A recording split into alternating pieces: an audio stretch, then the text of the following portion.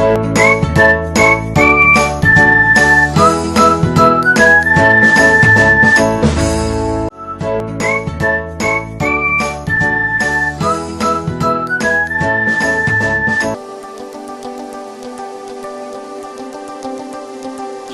Start करते हैं। अभी हमने पिछले लेक्चर में क्या देखा था, different different combination of capacitor देखे थे, जिसमें मैंने आपको क्यूब की कैपेसिटेंस बताई थी। तो क्यूब की कैपेसिटेंस इस तरीके से बताई थी लास्ट लेक्चर में कि इसके डिफरेंट डिफरेंट, है ना, यहां पर फेस पर हमने कैपेसिटर लगा दिए थे। तो इन कैपेसिटर की जो कैपेसिटेंस है वो आपको मैंने एक अच्छे मेथड से बताने की कोशिश की थी, और आपको इनके रिजल्ट जो है वो याद रखने हैं, है ना। 3 रिजल्ट आए थे, एक तो इसके यहाँ पे डायगोनल पे इस तरीके से, और एक अपोजिट डायगोनल पे, और एक सेम साइड पे। तो ये भी इस तरीके से हमने निकाला था। तो आप आगे भी इसमें ध्यान रखना है ना, ये रेजिस्टेंस में भी आएंगे सिंबल, सेम क्वेश्चन जो है वो रेजिस्टेंस में भी आते हैं। अब हम क्या करेंगे, अब हम नेक्स्ट कॉन्सेप्ट पढ़ेंगे, जिसमें क्या होगा, कैपेसिटेंस निकालनी है हमें कैपेसिटर की। यदि आप किसी डाइलेक्ट्रिक को, है ना, डाइलेक्ट्रिक को मीडियम में रख देते हो, क्लियर है बात। तो देखो कैसे करेंगे, ये शायद मैंने करा दिया था या नहीं कराया, ध्यान नहीं मेरे को, है ना। देखो इधर, ये एक बात बताना, ही मैंने करा दिया था क्या आपको, जब डाइलेक्ट्रिक रखते हैं क्या, कोई बच्चा बताना बेटा,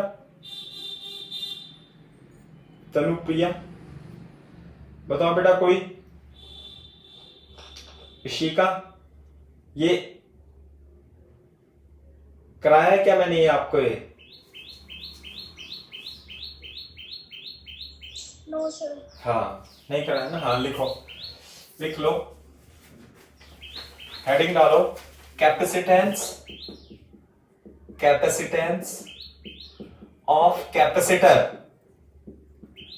capacitance of capacitor when dielectric is inserted,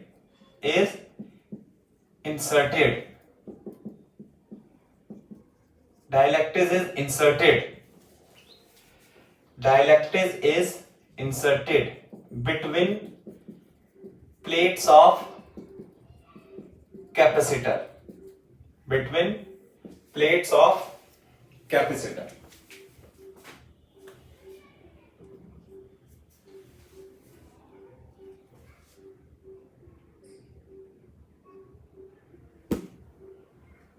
okay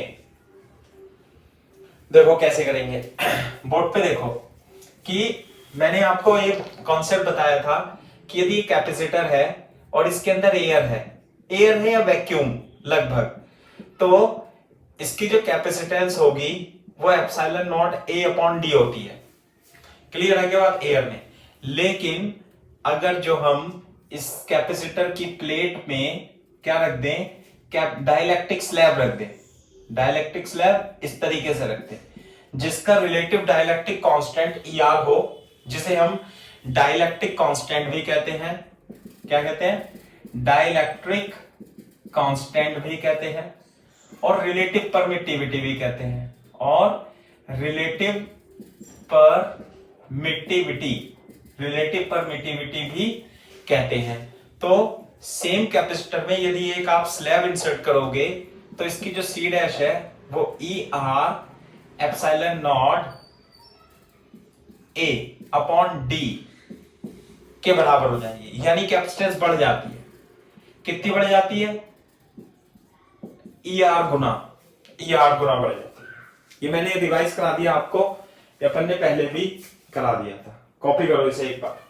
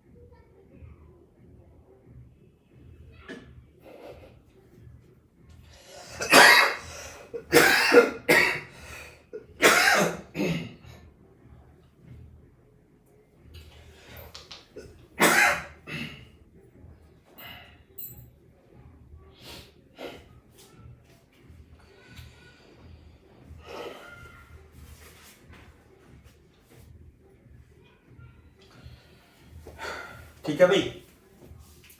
अब हमें कैपेसिटेंस निकालनी है इस कैपेसिटर की। अब हमने क्या करा कि इस प्लेट कैपेसिटर की प्लेट के बीच, ये कैपेसिटर कितना है, कैपेसिटर की प्लेट के बीच की डिस्टेंस d है और इन प्लेट का एरिया जो है वो a है। अब हमने इसमें एक डाइलेक्ट्रिक स्लैब, इसमें तो पूरी विड्थ में भर दी थी, अब हम इसमें एक डाइलेक्ट्रिक स्लैब इसके t थिकनेस में भरेंगे, है ना, पूरे में नहीं भरेंगे, ये डाइलेक्ट्रिक स्लैब। तो अब इसकी आपको कैपेसिटेंस निकालनी, जो डाइलेक्ट्रिक कांस्टेंट है उसे मान लेते हैं ER। क्या मान लेते हैं? Dielectric constant ER। और इसकी थिकनेस कितनी है? T। What is D?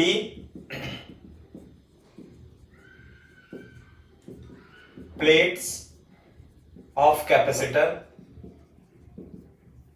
What is T? Width of slab of dielectric slab।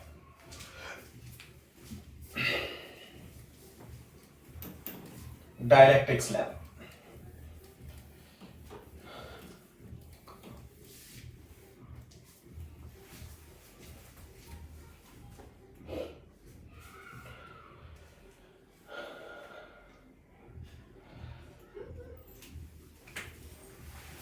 देखो आप क्या करोगे, यहां पे तो डाइलेक्ट्रिक है और यहां पे क्या है? एयर। तो मेरे को बताओ कि जो एयर है वो कितनी विड्थ में है? यहां पे एयर है, ये एयर है, ये एयर है, तो इसकी टोटल में तो वैसे तो जब ये डाइलेक्ट्रिक नहीं थी तो एयर डी में थी, तो अब जो एयर रह जाएगी, एयर रह जाएगी वो डी माइनस टी विड्थ में रह जाएगी, टी विड्थ में रह जाएगी, एयर रह जाएगी ना। इसे साफ कर देता हूं यहां से, डी माइनस टी विड्थ में एयर रह जाएगी, क्लियर है। और टी विड्थ में डाइलेक्ट्रिक स्लैब रहेगी, डाइलेक्ट्रिक स्लैब रहेगी, क्लियर है क्या बात? अच्छा, तो इसमें एयर है, इसमें एयर है, इसमें क्या है? डाइलेक्ट्रिक स्लैब है। तो ए और बी के बीच ये दो कैपेसिटर बन जाएंगे, है ना, ए और बी के बीच, और दोनों किस में होंगे? सीरीज में। एक तो एयर के द्वारा बना कैपेसिटर है, एक डाइलेक्ट्रिक के द्वारा। तो यहां पे देखो, ये जो इसे तो हम C1 मान लेंगे, जिसमें यहां पे क्या होगी? एयर, और एक C2 मान लेंगे जिसमें यहां पे क्या होगा? ये C2, ये क्या होगा? डाइलेक्ट्रिक, है ना, ये डाइलेक्ट्रिक स्लैब। और इसकी रिलेटिव परमिटिविटी कितनी हो जाएगी? ER। तो मतलब A और B के बीच में A और B के बीच में दो कैपेसिटर हैं। एक तो एयर वाला कैपेसिटर, वो कितनी है चौड़ाई उसकी? D माइनस टी, ये टोटल D माइनस टी थी ना, ये टोटल कितनी है? D और T। तो एयर इसमें है और इसमें है, तो इसकी विड्थ कितनी हो जाएगी? D minus T. तो यहां पे देखो, अगर जो मैं इसे C1 लिख दूं तो इसकी विड्थ होगी D माइनस टी, और ये क्या है? एयर है, और इसकी विड्थ तो है T। अगर जो मैं इसे C2 लिख दूं तो इसकी विड्थ कितनी हो जाएगी? T। और डाइलेक्ट्रिक स्लैब, डाइलेक्ट्रिक कितना है इसका? ER। तो CAB कितना होगा फिर? सीरीज में मैंने आपको रटा रखा है, सीरीज में जब दो कैपेसिटर होते हैं तो उनकी कैपेसिटेंस ये होती है ना। अच्छा, ये बताओ कि इस C1 कितनी होगी? Epsilon not A upon distance कितनी है? D माइनस टी, बिल्कुल सही है। C2 कितना होगा? ER epsilon not A upon thickness कितनी है? T। क्लियर है क्या बात? C1 C2 ये हो जाएंगे C1 एंड C2, यहां पे रख देंगे, CAB निकाल लेंगे। CAB कितना आएगा? CAB C1 C2 D minus T E R epsilon not a upon T divided by epsilon not a upon D minus T plus E R epsilon not a upon T. Clear है क्या बात? ये हो जाएगी। अब यहां देखो कि अब इसे थोड़ा सा सिंपलीफाई कर लेंगे। कॉपी करो इसे।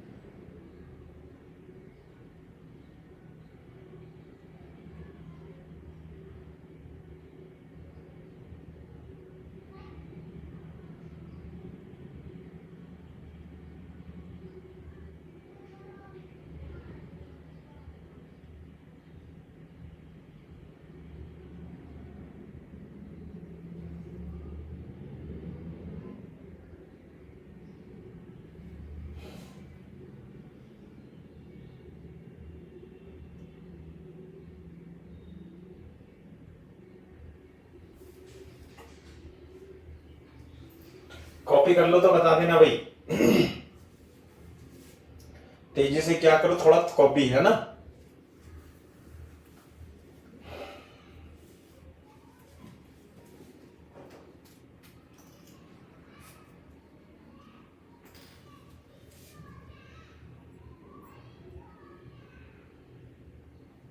अरे बोल देना बेटा डन सर।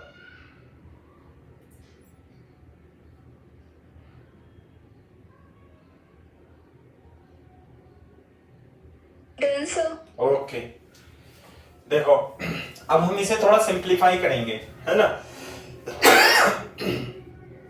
इसे ये मैं साफ कर देता हूं इधर से।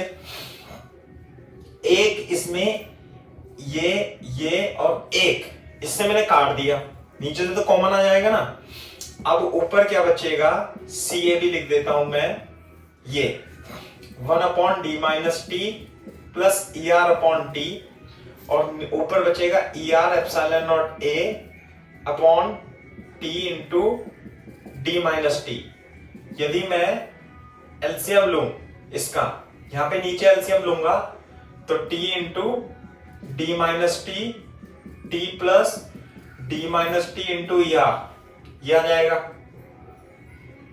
सही है। और दूसरा epsilon not E A upon T into D minus T, ये बचेगा। तो इससे कैंसिल हो जाएगा। तो ऊपर बचेगा E R epsilon not a upon T plus D minus T into E R, और ये आ जाएगा सी ए बी। कॉपी करो यहां तक।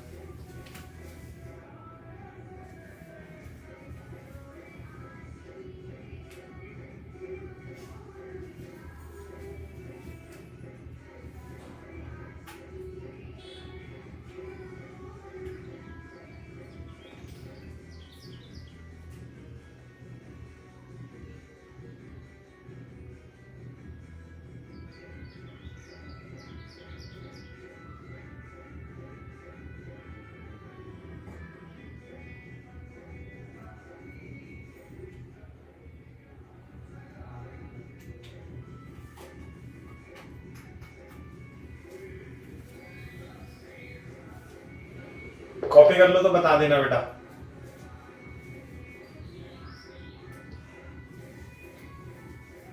Ten sir. ओके, अब देखो इसे हम किस तरीके से लिख सकते हैं कि मैं इसमें थोड़ा सा सिंप्लीफाई करूंगा मैं इसे, है ना, किस तरीके से, देखो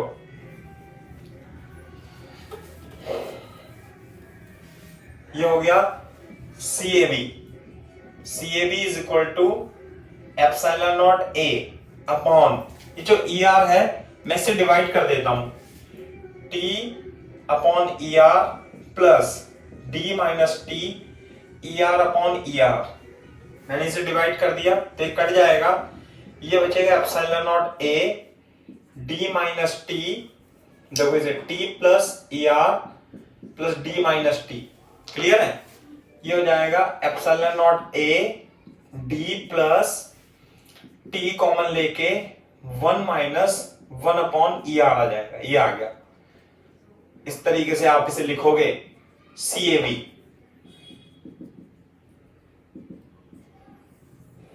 Yeah. What is T? T is the thickness of dielectric.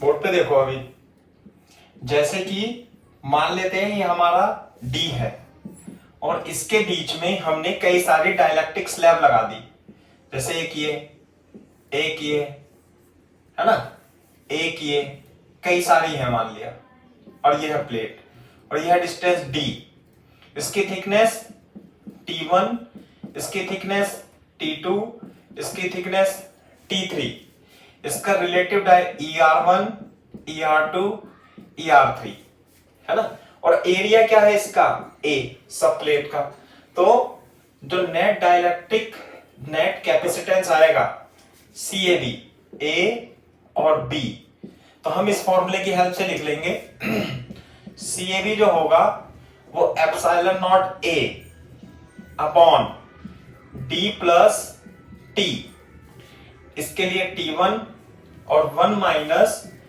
1 upon ER1 plus T2 1 minus ER2 plus 1 minus ER3 and so on, और भी हम लिख सकते हैं ऐसे, ये जनरल फॉर्मूला बन गया।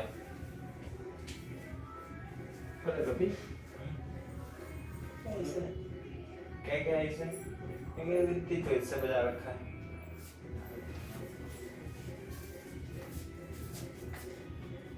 रोजाना इसी टाइम बजाने लग जाता है। क्लास चलती है।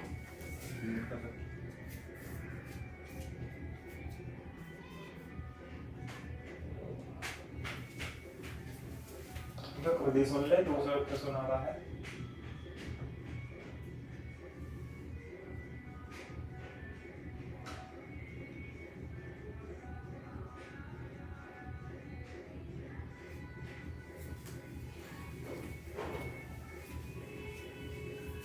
कहीं का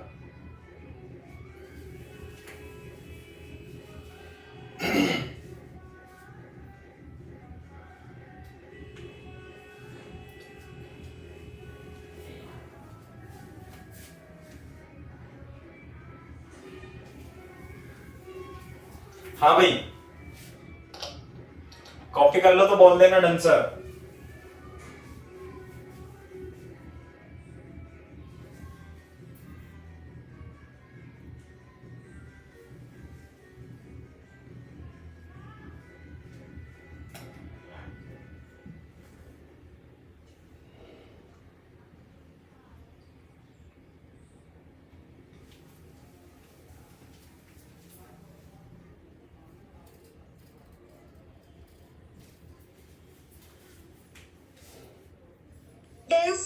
वेरी गुड, तो इस तरीके से आप इसे यूज कर सकते हो एज ए जनरल फॉर्मूला, है ना, कई सारी स्लैब यदि लगा दी इसमें तो इस तरीके से इसकी कैप्सूल्स निकाल सकते हो। मैं एग्जांपल बता देता हूं, है ना, यहां से हटाता हूं, कैसे? मान लिया फॉर एग्जाम्पल फाइंड CAB। पहला केस जो है, मान लेते हैं हमारे पास ये D है और इसमें हमने परफेक्टली पूरी जगह यहां पे ऐसे करके एक तो T1 की और एक T2 की, मैं एक मिनट देख लेता हूं क्वेश्चन में क्या है ना। हाँ, ये है डिस्टेंस D1 और ये है डिस्टेंस D2 और इसका है डाइलेक्ट्रिक कांस्टेंट K1 और डाइलेक्ट्रिक कांस्टेंट K2। ER1 को K1 भी लिख सकते हो और ER2 को K2 भी लिख सकते हो। तो इस तरीके से बनाई है A और B। में आपको CAB निकालना है ना। कैसे निकालेंगे CAB? देखो, इसी फॉर्मूले से निकालेंगे जो ये फॉर्मूला है अपने पास।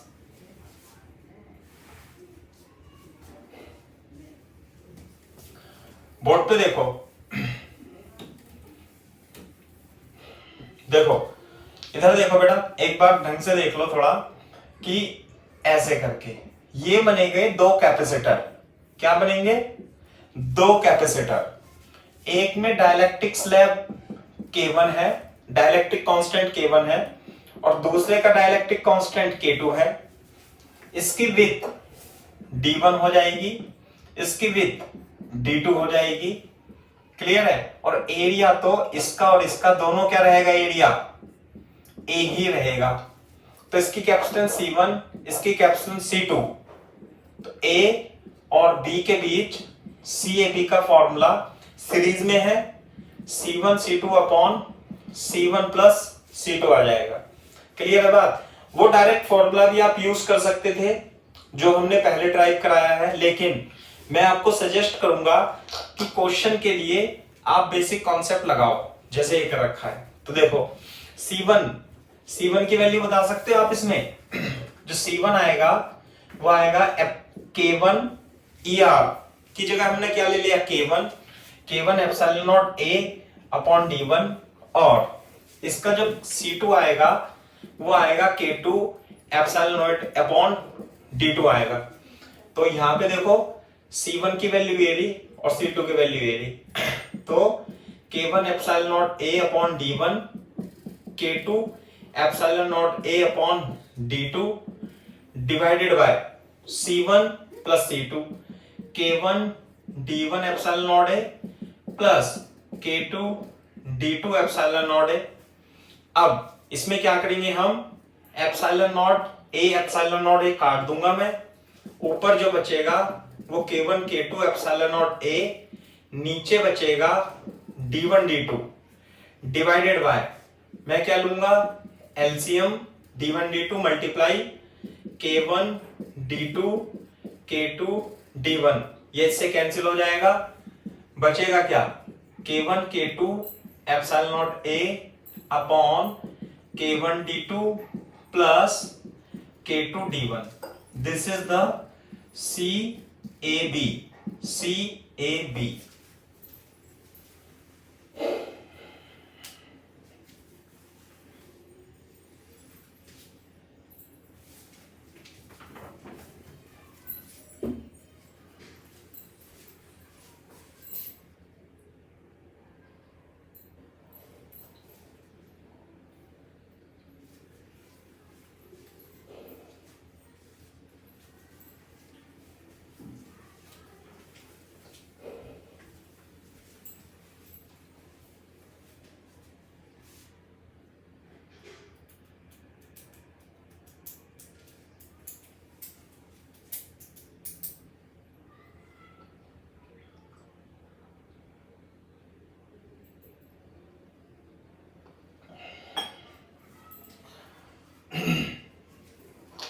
करो भाई कॉपी तेजी से।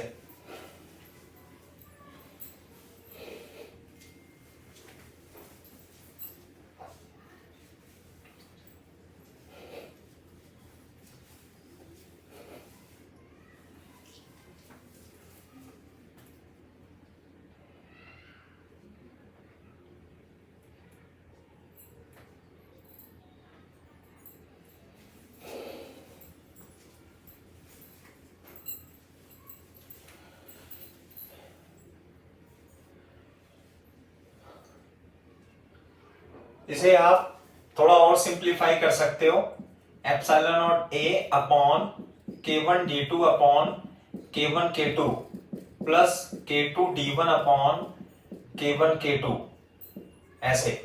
तो K1 से K1, K2 से K2, तो जो CAB आ जाएगा वो एप्सिलॉन नॉट ए अपॉन कितना D2 upon K2 D1 upon K1, इस तरीके से आ जाएगा।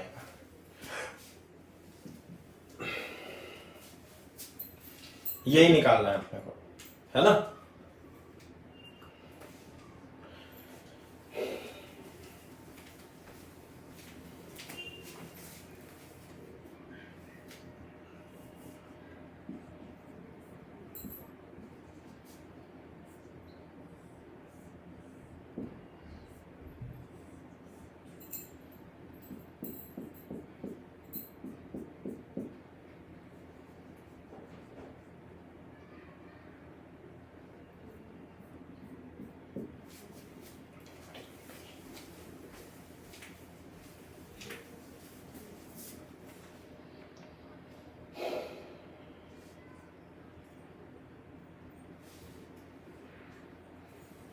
इसे थोड़ा मॉडिफाई कर देता हूं मैं, थोड़ा सा चेंज कर देता हूं। एक ये ऐसे है और दूसरी प्लेट इस तरीके से है, ये ठीक है भाई। तो ये K1 है, ये K2 है, और ये A है और ये B है। दोनों के बीच की डिस्टेंस D है, और ये जो एरिया होगा इसका एरिया A1 है और इसका एरिया क्या है, A2 है। तो आपको A और B के बीच इक्विवेलेंट कैपेसिटेंस निकालनी है। जैसे पिछले क्वेश्चन में दोनों सीरीज में, स्लैब जो लगी थी सीरीज में लगी हुई थी, है ना, ऐसे करके। पिछले वाले क्वेश्चन में एक ऐसे लगी हुई थी, एक ऐसे लगी हुई थी, इसमें कैसे लगी है, एक ऐसे और एक ऐसे इंसर्ट की हुई है स्लैब। तो इसका जो एरिया है वो A1 है और इसका एरिया क्या है प्लेट का, A2 है। तो आपको CAB बतानी है भाई। ये हो गया तो बता देना, मैं साफ करता हूं, है ना।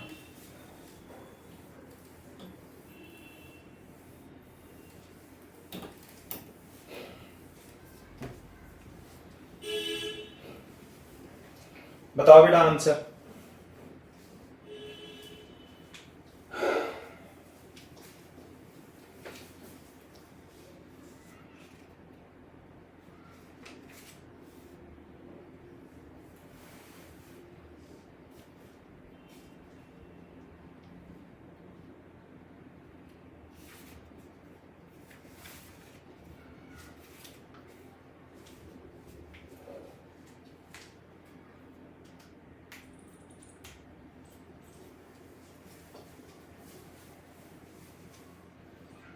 देखो कैसे करेंगे इसे।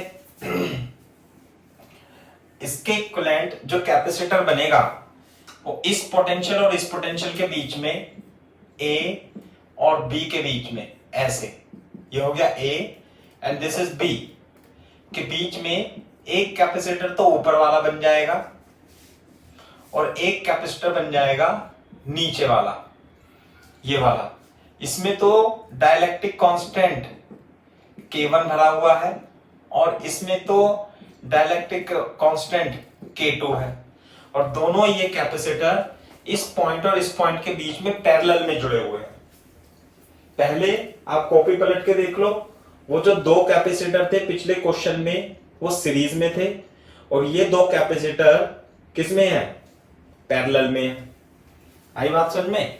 ये कैसे है, ये और ये एक पोटेंशियल पे है, यहाँ पे ये एक पोटेंशियल पे है। तो इसका ये और ये, यहाँ पे यदि A है यहाँ B है, तो यहाँ पोटेंशियल A है यहाँ B है। तो ये वाला कैपेसिटर C1 मान लेता हूं, ये वाला कैपेसिटर C2 मान लेता हूं, और C1 ये हो जाएगा और C2 ये हो जाएगा, और दोनों किस में है, पैरेलल में। क्लियर है क्या बात, है ना। दूसरी बात, दोनों के बीच की डिस्टेंस जो है, प्लेट के बीच की डिस्टेंस, इसके प्लेट के बीच की डिस्टेंस कितनी है, D, और इसके प्लेट की डिस्टेंस कितनी है, D, है ना। लेकिन क्वेश्चन में दिया हुआ है इसका एरिया इस प्लेट का एरिया है A1 और इस प्लेट का एरिया A2। तो मेरे को C1 बताओ सबसे पहले। तो C1 जो होगी K1 epsilon not A1 upon D। C2 बताओ K2 epsilon not A2 upon D। ये हो जाएगी। और चूंकि दोनों पैरेलल में है इसलिए CAB जो हो जाएगा वो C1 प्लस C2 के बराबर हो जाएगा। C1 तो इसकी कैपेसिटेंस, C2 तो इसकी कैपेसिटेंस, कॉमन ले लेंगे एप्सिलॉन नॉट अपॉन D। तो K1 A1 plus K2 A2 CAB के बराबर हो जाएगा। ये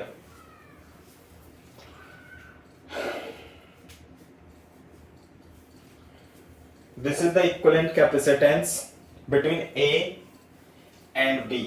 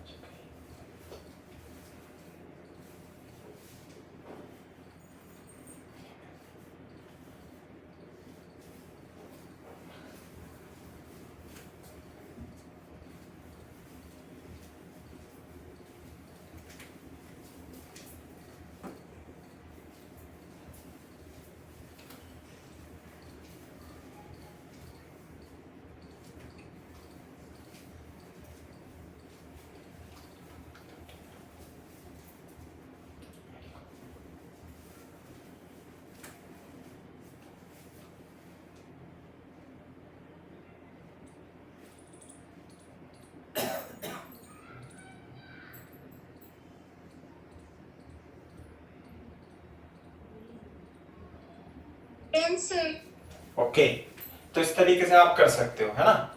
अब देखो जैसे मान लिया, अब इन्हें आप ऐसे मत समझना कि हमारे पास कोई फॉर्मूले आ गए हैं। समझ में आएगा ना कि ये सर ने फॉर्मूला बताया तो मैं याद कर लूं, ऐसे तो दुनिया भर के फॉर्मूले हो जाएंगे अपने पास। आपको क्या करना है, कॉन्सेप्ट लगाना है। जैसे ये सवाल सॉल्व किया ना, तो इस तरीके से लगा लगा करके आपको कॉन्सेप्ट समझना है ना। फॉर्मूलों की तरह याद नहीं करना है अपने को। जैसे कि मैं आपको एक एग्जांपल दे देता हूं। फॉर एग्जांपल ये है कि फाइंड CAB, AB मैं फाइंड कर देता हूं।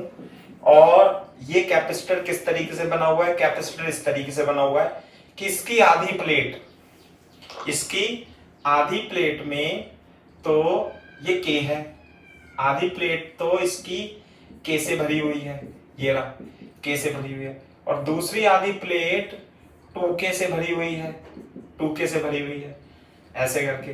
तो और डिस्टेंस D है, एरिया A है, और ये A/2 हो जाएगा, ये A/2 हो जाएगा। तो आपको A और B के बीच में CAB बतानी है। तो देखो अपन कैसे करेंगे। मेरे पास कोई फॉर्मूला नहीं है, सिर्फ कॉन्सेप्ट है कि एक कैपेसिटर इधर है, एक कैपेसिटर इसके बीच में है, और ये दोनों इस तरीके से जुड़े हुए हैं। क्लियर है बात। तो एक तो ये ऊपर का हो जाएगा C1, नीचे का हो जाएगा C2। यहां पे डाइलेक्ट्रिक क्या है, K है, और यहां पे जो डाइलेक्ट्रिक है वो 2K है। दोनों के बीच की डिस्टेंस D है ना। और इसका एरिया A/2 है, और इसका भी एरिया कितना है, A/2 है। ये डाइलेक्ट्रिक कांस्टेंट K है। तो पहले मैं C1 लिखूंगा, epsilon not K epsilon not A/2 divided B। तो K epsilon not A upon 2d, ये C1 हो जाएगा। C2 कितना हो जाएगा 2k epsilon not a by 2 upon d, तो हो जाएगा k epsilon not a upon d। ये हो गया C1 C2। अब मैं इस क्वांटिटी को थोड़ी देर के लिए left C is equal to epsilon not a मान लेता हूं, है ना, इसे C मान लिया। तो यदि मैंने C मान लिया तो हो जाएगा kc by 2। Epsilon not a upon d को मतलब कैलकुलेशन को सिंपली करने के लिए, सिंपल करने के लिए मैं बता रहा हूं। तो ये हो जाएगा k अपॉन 2 इंटू c, और ये क्या हो जाएगा kc, ये हो गया C2। तो C1 की वैल्यू ये आ गई और C2 की वैल्यू ये आ गई, दोनों पैरेलल में है A और B। तो बेटा CAB कितना निकाल दूंगा मैं, C1 C2 upon C1 plus C2। C1 है KC upon 2, KC divided by KC by 2 plus KC। बोलो, ये लो, अब KC से KC कट गया तो ऊपर क्या बचेगा KC बाय 2, नीचे क्या बचेगा 1 बाय 2 प्लस 1, तो कितना हो जाएगा KC अपॉन 3, K बाई 3 और C की value epsilon not A upon D। ये आ गया, बताओ, है ना। कोई फॉर्मूला मेरे को याद नहीं है, सिर्फ कॉन्सेप्ट पता है मेरे को और मैंने आंसर निकाल दिया। दूसरी बात, यदि आप फॉर्मूला याद करके जाओगे भी तो भूल जाओगे और सवाल दूसरा आएगा, है ना। तो इसलिए कॉन्सेप्ट समझो, फॉर्मूले मत याद करो।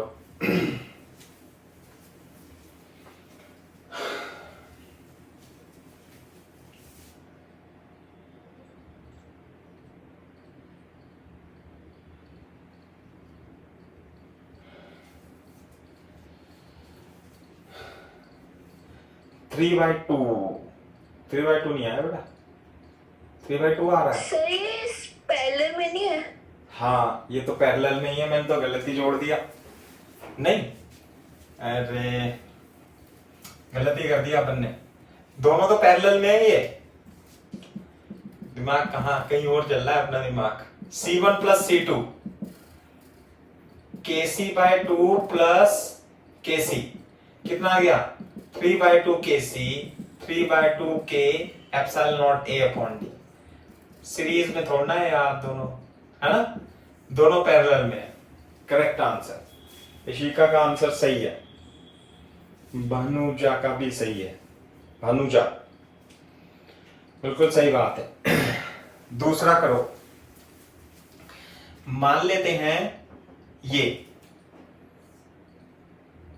ऐसे करके, ये K है, ये 2K है, ये 3K है, चलो 4K है, ये ऐसे ऐसे, और ये डिस्टेंस कितनी है D/2 और ये है डिस्टेंस D/2। अब निकालो, ये कितना है बेटा K, ये कितना है 2K, ये कितना है 4K, इसका एरिया A/2 अब ऐसे बन गया। अब निकालो इसकी कैपेसिटेंस।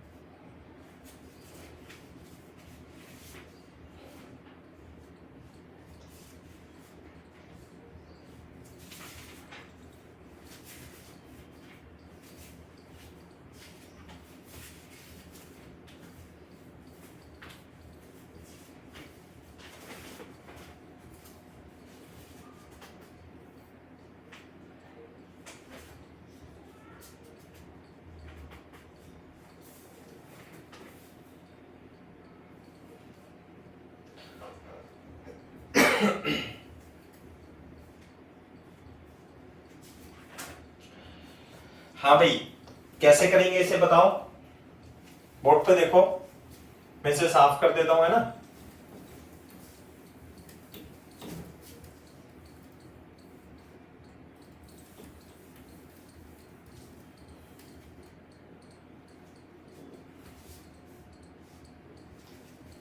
कॉपी कर लिया भाई,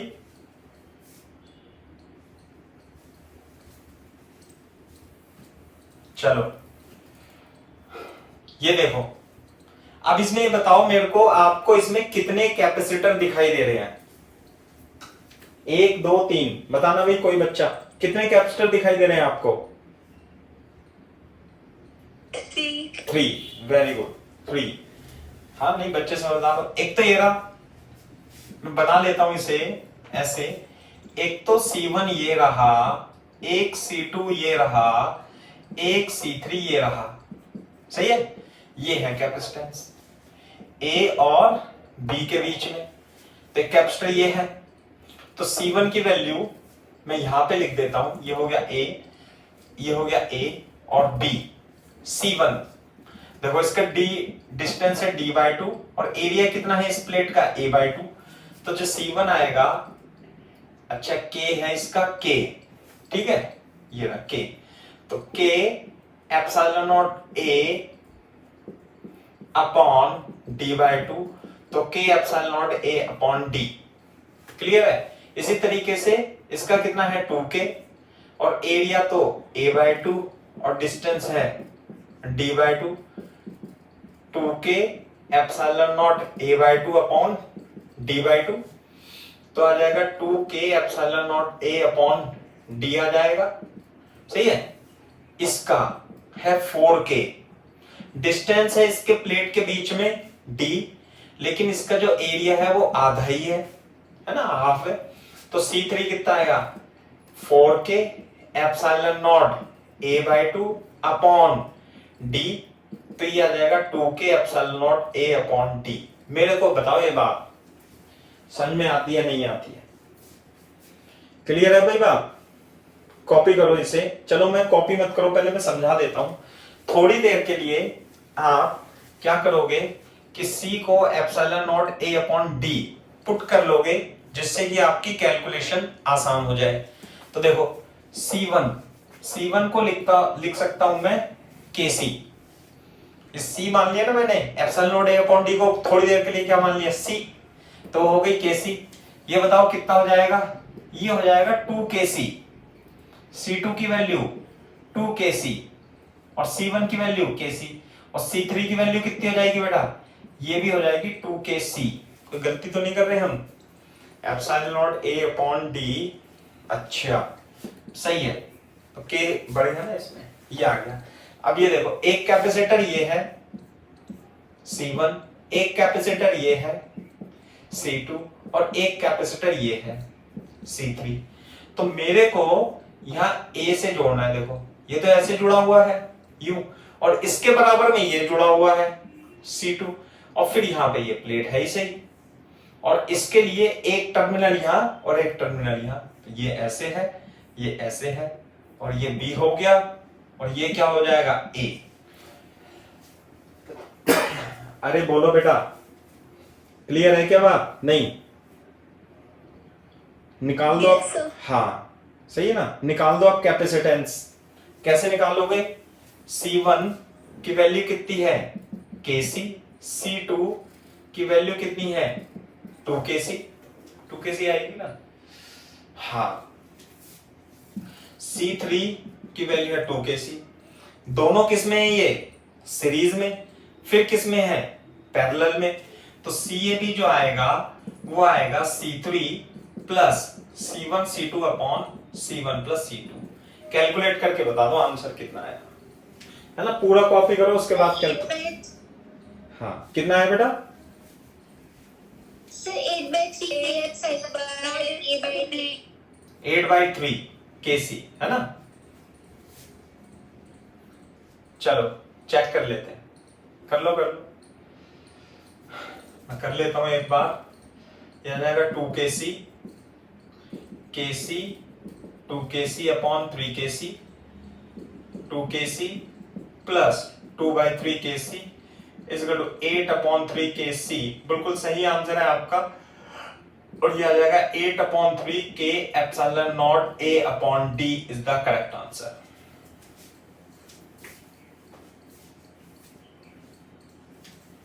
दिस इज इट। तो इस तरीके से आपको करना है question.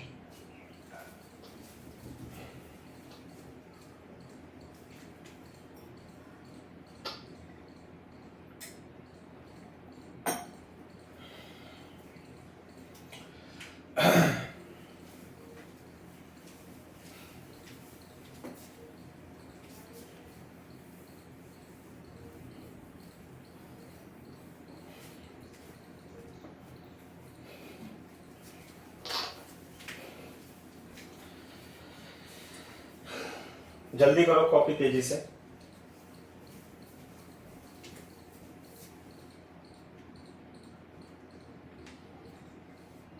Done sir. Very good, चलो।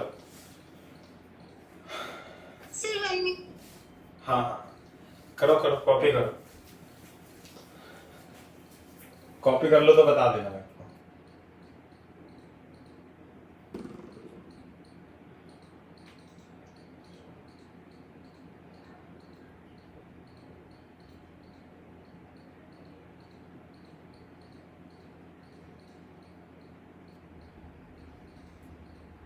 हाँ भाई निमित, समझ में आ रहा है बेटा?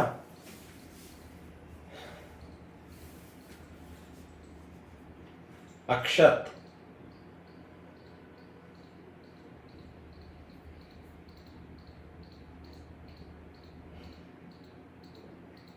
Done sir. ठीक है बेटा, चलो।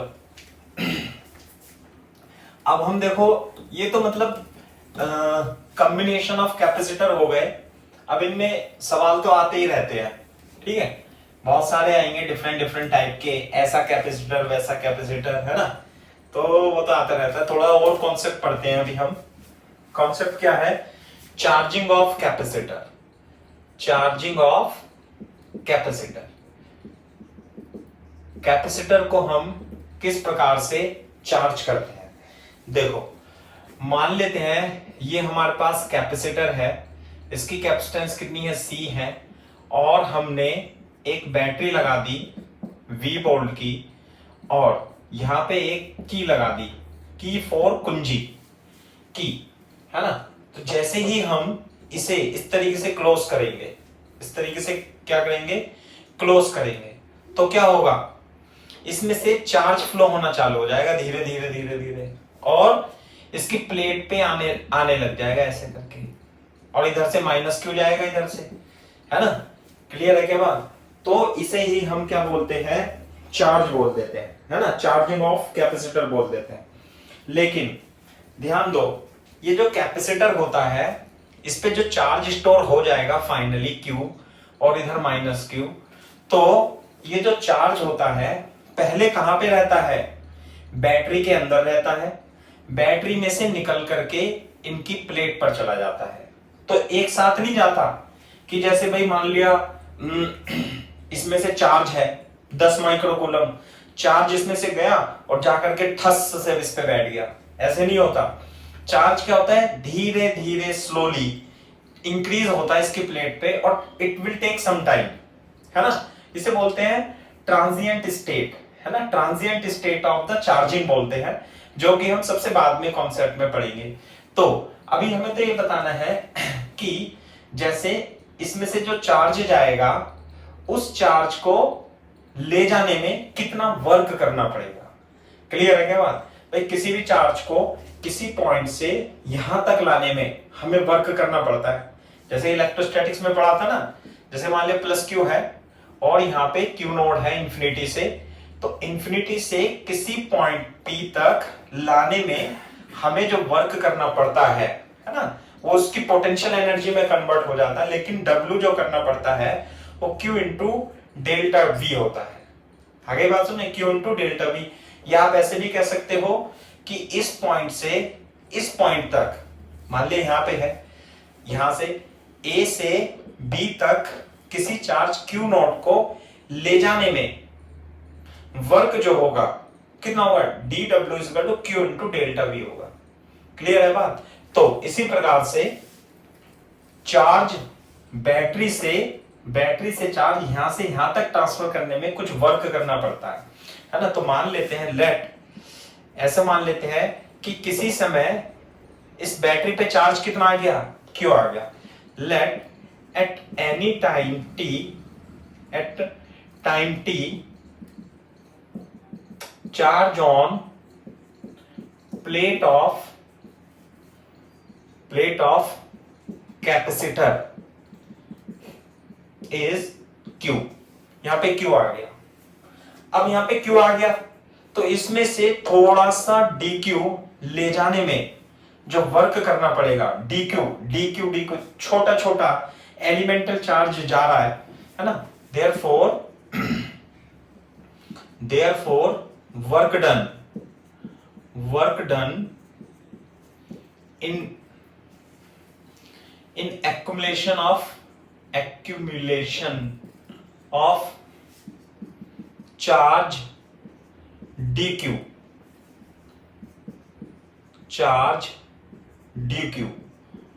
on the plate of capacitor. Work done in accumulation का मतलब इसमें से dq चार्ज q पहले ही चला गया, अब dq और ले जाना है तो वर्क करना पड़ेगा। तो कितना वर्क करना पड़ेगा? dw is equal to q into delta p। Clear है क्या बात?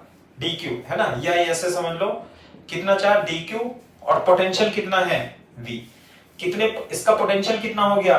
v है, इसका पोटेंशियल v है और v पोटेंशियल पर इस पे dq चार्ज हम लेकर के आने, तो dw कितना हो जाएगा? dq इंटू v हो जाएगा। क्लियर है क्या बात? ऐसे है, कॉपी करो, अभी कॉपी कर लो तो बता देना।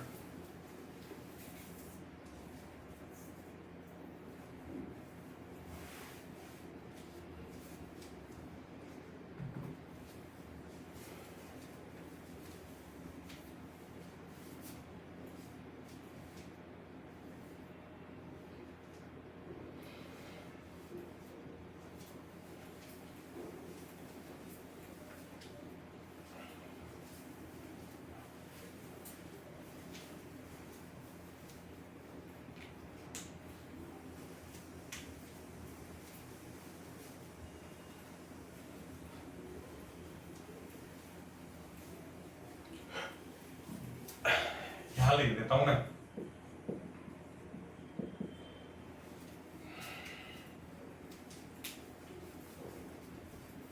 कॉपी कर लो तो बोल देना answer.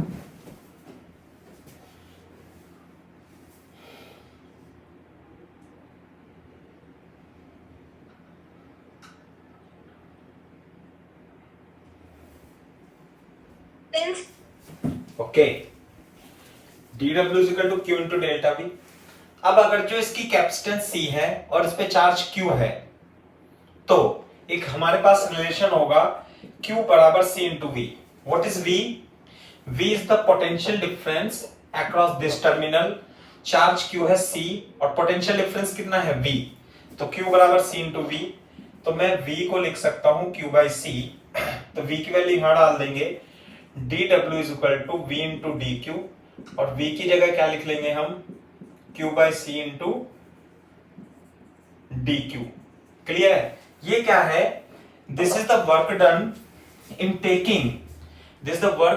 Taking charge dq, elemental charge dq को प्लेट पर पहुंचाने में एलिमेंटल वर्क, एलिमेंटल चार्ज को ले जाने में एलिमेंटल वर्क। तो टोटल वर्क कैसे निकालेंगे बताओ?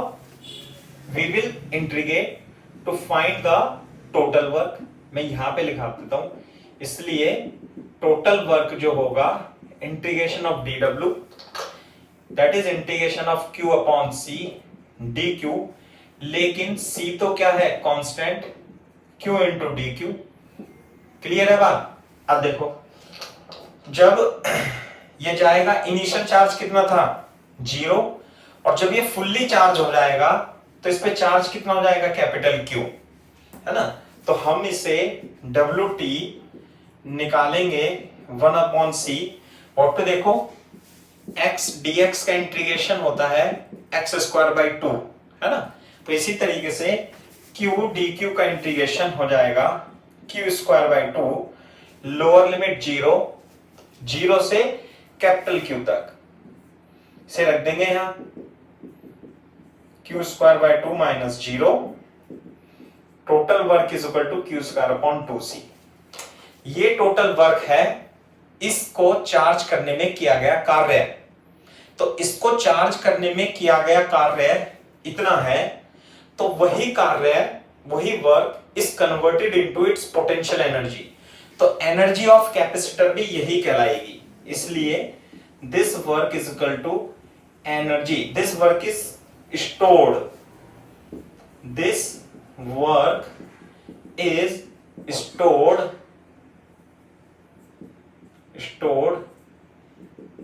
in the capacitor in the form of energy। तो कैपेसिटर की एनर्जी कितनी कहलाएगी, यहां लिख देता हूं। इसलिए कैपेसिटर की एनर्जी जो होती है, पोटेंशियल एनर्जी जो होती है कैपेसिटर की, U बराबर Q स्क्वायर अपॉन 2C होती है। This is the energy of the capacitor. जो हम वर्क करते हैं वो किस में कन्वर्ट हो जाता है, एनर्जी में।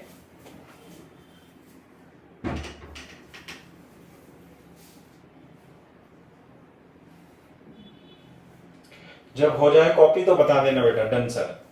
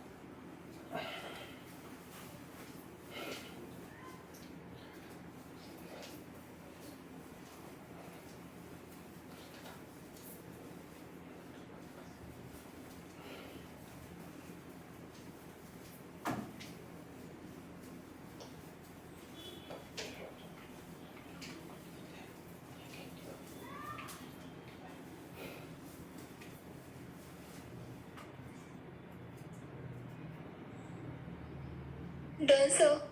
ठीक है भाई, वेरी गुड। तो जो एनर्जी ऑफ कैपेसिटर होती है, लिख लेना इसे, एनर्जी ऑफ कैपेसिटर जो होगी वो Q स्क्वायर अपॉन 2C के बराबर हो जाएगी। Q square upon 2C। दूसरी फॉर्म जो होगी एनर्जी ऑफ कैपेसिटर, एनर्जी इसमें इलेक्ट्रिक फॉर्म, इलेक्ट्रोस्टैटिक फील्ड की फॉर्म में होती है, मैं पहले बता चुका हूं, और इतनी होगी। दूसरी Q बराबर C इंटू वी भी होता है।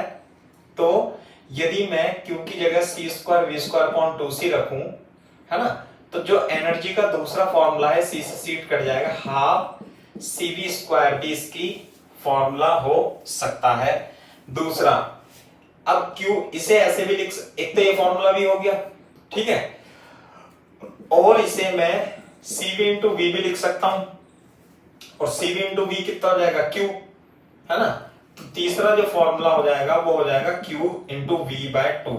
तो एनर्जी ऑफ कैपेसिटर के तीन फॉर्मूले होते हैं। एक तो ये निकाल दिया आपने Q स्क्वायर अपॉन 2C, एक निकाल दिया हाफ CV स्क्वायर, और एक निकाल दिया आपने हाफ Q इंटू वी। सब किससे आए हैं, एक दूसरे में कन्वर्ट करके आए हैं। Q बराबर CV की हेल्प से ये फॉर्मूले आ गए हैं।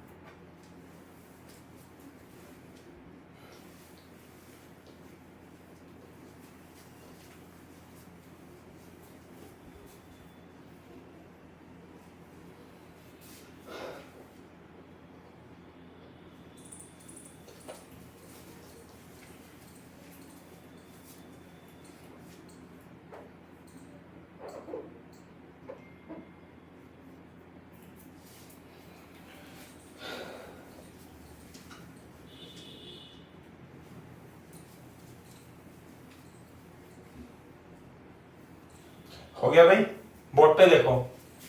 तो यदि ये कैपेसिटर है, ध्यान से देखो, ये कैपेसिटर है और आपने इसे फुल्ली चार्ज कर दिया और इस पे चार्ज कितना आ गया, क्यू आ गया, और इधर माइनस क्यू आ गया, तो यहाँ पे प्लस प्लस प्लस प्लस ऐसे आ जाएगा, यहाँ माइनस माइनस माइनस माइनस। तो इसके अंदर जो एनर्जी होती है वो ये बनाना है अपने को, this much energy is stored in the form of electric field. क्या energy in the capacitor, in the capacitor is stored in the form of electric field। ये है कितनी एनर्जी, इतनी इतनी इतनी। एक बात सुनो, लिखो मत, ध्यान से देखो, ये जो फॉर्मूला है Q²/2C, ये कब यूज करेंगे, जब चार्ज दिया होगा। क्लियर है क्या बात? अच्छा, यही सेम फॉर्मूला कब यूज करेंगे, जब पोटेंशियल दिया होगा, V दिया होगा। और ये फॉर्मूला Q इंटू V कब यूज करेंगे एनर्जी का, जब चार्ज और पोटेंशियल दोनों दिया होगा, है ना। तो डिफरेंट डिफरेंट परिस्थिति में डिफरेंट डिफरेंट फॉर्मूला आप एनर्जी का यूज कर सकते हो। ये जब Q गिवन होगा, कब करेंगे, Q गिवन होगा, ये कब यूज करेंगे, V गिवन होगा, और ये कब यूज करेंगे, Q एंड V गिवन होगा। कॉपी करो तेजी से। और एनर्जी जो रहती है कैपेसिटर में in the condense form of electric field रहती है, इसलिए इसे हम कंडेंसर भी कहते हैं।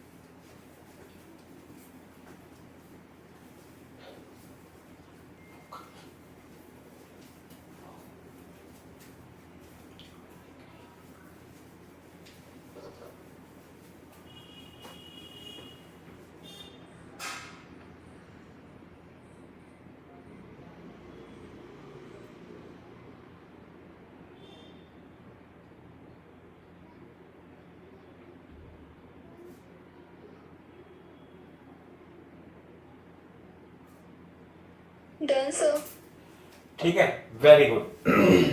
तो अब देखो, अब हम निकालेंगे, यदि मान लिया इनिशियली ये चार्ज, ये कैपेसिटर था अनचार्ज, कैपेसिटर क्या था, अनचार्ज था। जैसे ही की को, इफ की इज क्लोज्ड, इफ की के इज क्लोज्ड, तो क्या हो जाएगा, उसके बाद ये चित्र बनाना है अपने को। जब आप की क्लोज कर दोगे तो इस कैपेसिटर की प्लेट पे ये तो क्या आ जाएगा, यहाँ पे क्लोज हो जाएगी तो की, ये यहाँ पे प्लस प्लस प्लस चार्ज आ जाएगा, यहाँ माइनस माइनस माइनस चार्ज, ये प्लस माइनस V, तो यहाँ कितना चार्ज आएगा Q, यहाँ पे कितना चार्ज आएगा माइनस Q। तो आप बता सकते हो energy stored in the capacitor, energy stored in capacitor. देखो, या तो ये फॉर्मूला लिख लो या ये फॉर्मूला, ये फॉर्मूला। अभी मेरा मन है कि मैं इसे लिख लेता हूं, 1/2 Q इंटू V। क्लियर है क्या बात? ये लिख सकते हैं, कोई सा भी लिख सकते हैं। तो ये एनर्जी स्टोर है। दूसरी बात देखो, अब हमें निकालना है इसमें work done by battery in charging.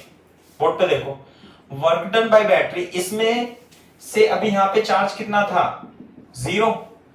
अब यहां पे कितना चार्ज पहुंच गया, Q। तो यानी बैटरी के टर्मिनल से चार्ज निकला है। तो what is the work done by battery, मेरे को बता देना बेटा, वर्क डन बाय बैटरी कितना होगा। कोई बच्चा बताओ तेजी से।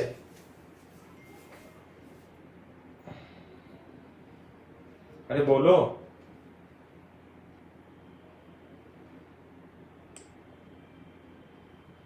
बताओ बेटा अनुप्रिया, कोई तो बताओ। क्यूबी, अरे मुंह से ही बोल दिया था, चलो अच्छा ठीक है, क्यूबी बिल्कुल सही बात है। अब तुम बोलते नहीं हो, कोई बात नहीं। Work done by battery is equal to q into v, सही बात है। तो ये जो वर्क डन है और एनर्जी स्टोर कितनी है इसमें, बैटरी ने वर्क किया चार्ज को ढोने में क्यूबी, और एनर्जी स्टोर कितनी है इसमें क्यूबी/2। तो बाकी एनर्जी कहां चली गई, बाकी एनर्जी चली गई हीट में, बाकी एनर्जी चली गई हीट में। हीट में कैसे, हीट में ऐसे चली गई कि जब भी चार्ज, ये कंडक्टिंग चार्ज होते हैं, ये कंडक्टर होते हैं, कंडक्टर, जब भी इसमें से चार्ज फ्लो होगा तो जब इलेक्ट्रॉन इसमें चलते हैं, इधर चले या इधर चले, तो वो टकराते हैं अपने एटम से। तो इलेक्ट्रॉन के चलने के कारण हीट जो है इस कंडक्टर से निकल जाती है, ऐसे निकल जाती है, ऐसे निकल जाती है। तो ये जो गर्म भी हो जाता है, जब देखोगे आप कि बैटरी से किसी इंस्ट्रूमेंट को कनेक्ट करोगे तो उसके बीच का जो तार है वो थोड़ी देर बाद गर्म हो जाता है। जैसे कि आपने देखा होगा जब आपने मोबाइल चार्जर को लगाते हो तो बैटरी में चार्ज तो स्टोर होता है ना, लेकिन यह एडेप्टर, कोई भी टीवी का एडेप्टर समझ लो, जैसे टीवी लगी हुई है स्क्रीन, तो इसके एडेप्टर में जब चार्ज फ्लो होता है तो गर्म हो जाता है। तो बाकी एनर्जी कहां चली गई बेटा, हीट की फॉर्म में चली जाती है इन तारों के द्वारा, वायर के द्वारा। तो कितनी एनर्जी हीट हो गई में चली गई। आपको एक इंपॉर्टेंट एक्सप्रेशन याद रखना है, total work is equal to change in potential energy, change in potential energy, change in potential energy plus heat, यानी कि टोटल वर्क है ना, ये ऐसे लिख लो, work done by battery is equal to change in energy delta U plus heat. नहीं आई बात समझ में। तो बैटरी के द्वारा वर्क कितना था क्यूवी, और चेंज इन एनर्जी कितनी है बेटा, you final minus you initial plus heat. अच्छा, यहां पर यू इनिशियल, इसमें एनर्जी कितनी थी 0, क्योंकि इसमें कोई चार्ज ही नहीं था, तो इसमें एनर्जी स्टोर कहां से आएगी। ये जो एनर्जी है इसे यू फाइनल लिख लो आप, यू फाइनल। तो इस केस में यू इनिशियल तो हो गए 0 और you final QV/2 plus heat. तो बोर्ड पे देखो, जो हीट होगी QV माइनस QV/2, तो कितना बच जाएगा QV माइनस QV/2। तो जो हीट होगी वो हो जाती है 1/2 QV। क्लियर है क्या बात। तो ध्यान से देखो, बैटरी ने वर्क कितना किया QV, बैटरी का वर्क आधा कहां चला गया हीट में QV/2, बाकी कहां स्टोर हो गया इसमें एनर्जी में। बताओ, अगर जो बैटरी के द्वारा 100 जूल वर्क होता है तो 50 जूल तो कैपेसिटर पे जाएगा और 50 जूल हीट की फॉर्म में उड़ जाएगा।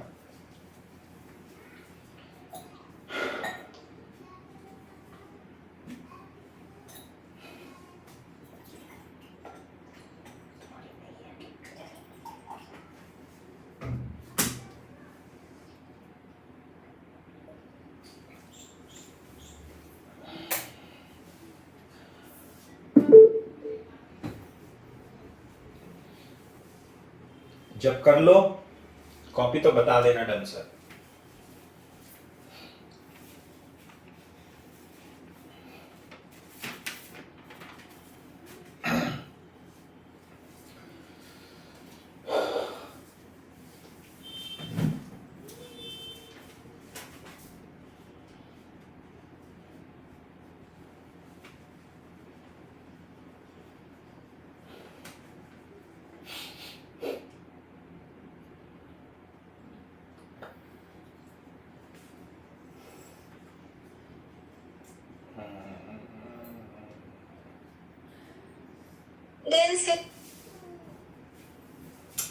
वेरी गुड, ठीक है भाई।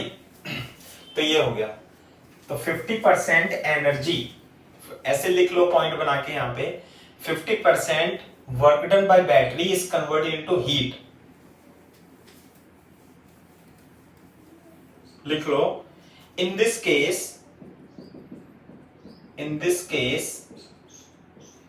50% of work done by battery is converted into heat, and 50% work is stored in the form of energy. कौन सी एनर्जी? Electrostatics energy. किसकी फॉर्म में होती है electrostatic energy? In the form of electric field.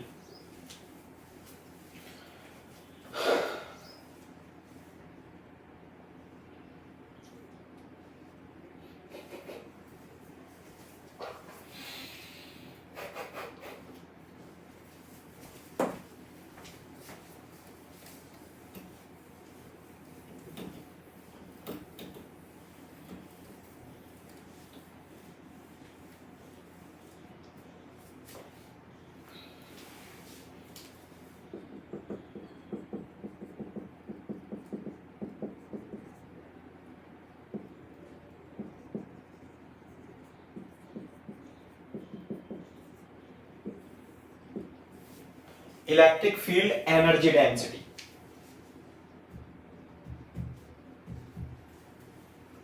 Electric field energy density.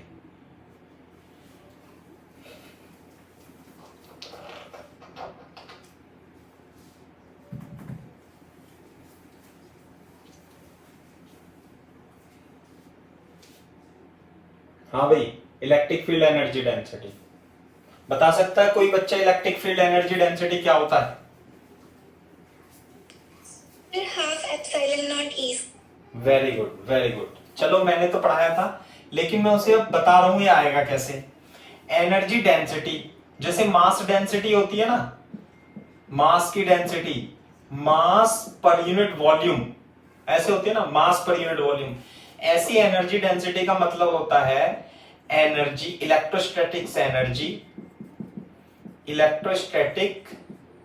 Energy per unit volume, है ना। Board पे देखो, ये है कैपेसिटर। जब आप इसे चार्ज कर दोगे तो बोर्ड पे देखो, जो इसके अंदर एनर्जी है वो कितनी हो जाएगी? एनर्जी हो जाएगी इसमें, मान लेते हैं कितनी हो जाएगी भाई। इसे V वोल्ट की बैटरी से हमने कनेक्ट करा है, कैपेसिटेंस C है, तो एनर्जी हो जाएगी इसकी हाफ CV²। वैसे तो बहुत सारे फॉर्मूले हैं, हाफ QV, Q²/2C, कुछ भी लगा सकते हो। चलो, मैं हाफ CV² लगा देता हूं। अच्छा, ये जो एनर्जी है ये कहां कहां पर है?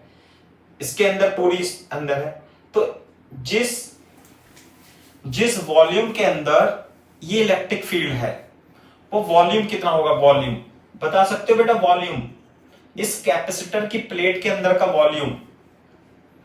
मैंने बताया था ना आपको, कैपेसिटर क्या है? दो प्लेट, है ना। देखो ऐसे, समझते नहीं हो, भूल जाते हो। ये रहा, ये दो प्लेट है, ये रही दो प्लेट। एरिया कितना है इसका? A, और बीच की डिस्टेंस कितनी है? D।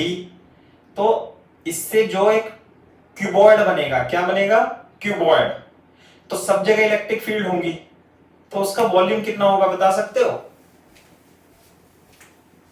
Sir AD। Very good, AD volume होगा। देख लो, जैसे ये बना था ना, ये इस तरीके से बनाया था ना मैंने, ये रहा पहले, ये रहा। तो इलेक्ट्रिक फील्ड क्या होती है?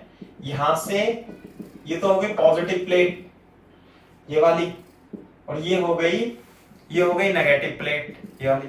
तो इलेक्ट्रिक फील्ड जो होती है वो सब जगह होती है। ये रही, कितने वॉल्यूम में होंगी इलेक्ट्रिक फील्ड? ये डिस्टेंस कितनी है इसकी?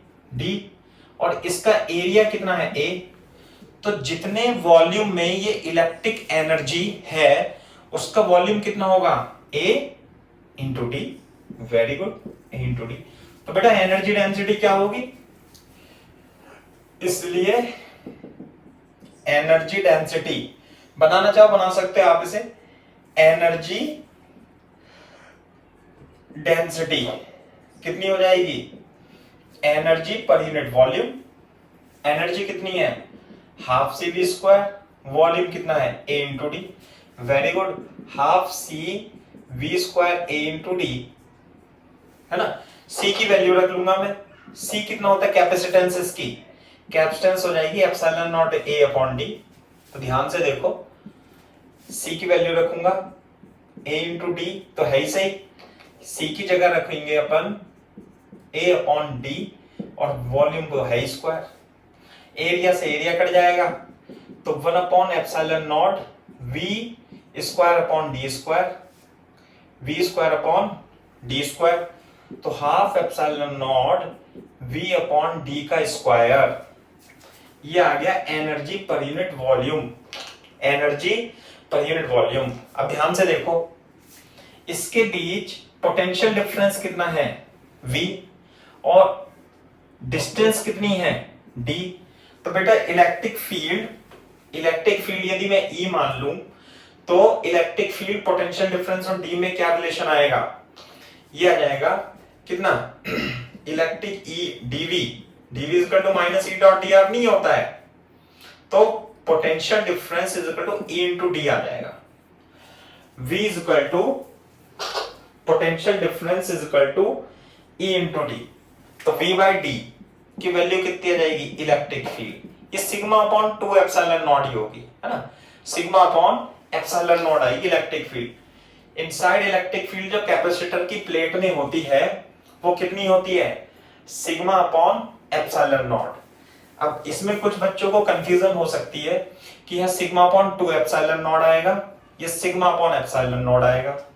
नहीं आती है तो मेरे को बताओ, लेकिन कैपेसिटर की प्लेट के बीच में जो इलेक्ट्रिक फील्ड होगी इसमें सिग्मा अपॉन एप्सिलॉन नॉट होगी, और ये हाफ एप्सिलॉन नॉट और V की जगह E स्क्वायर लिख देंगे। तो यही एनर्जी डेंसिटी होती है, energy density half epsilon naught E square, और जो इसकी यूनिट होगी joule per metre cube, joule per metre cube.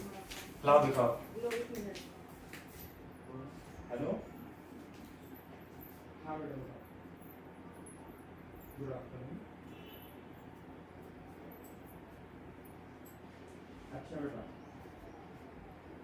अच्छा 10 कौन से स्कूल में बेटा, अच्छा अच्छा ठीक है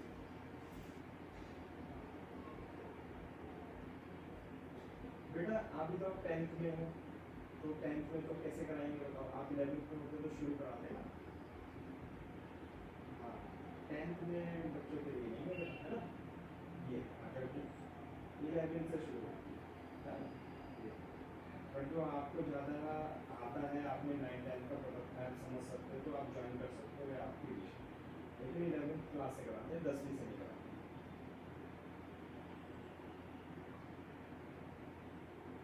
तो करवा देंगे तो शुरू से ही पढ़ाएंगे, बेसिक से ही पढ़ाएंगे, समझ में आएगा। अगर जो आप कोशिश करोगे तो निश्चित रूप से समझ में आएगा, यदि आप मेहनती और इंटेलिजेंट बच्चे हो तो।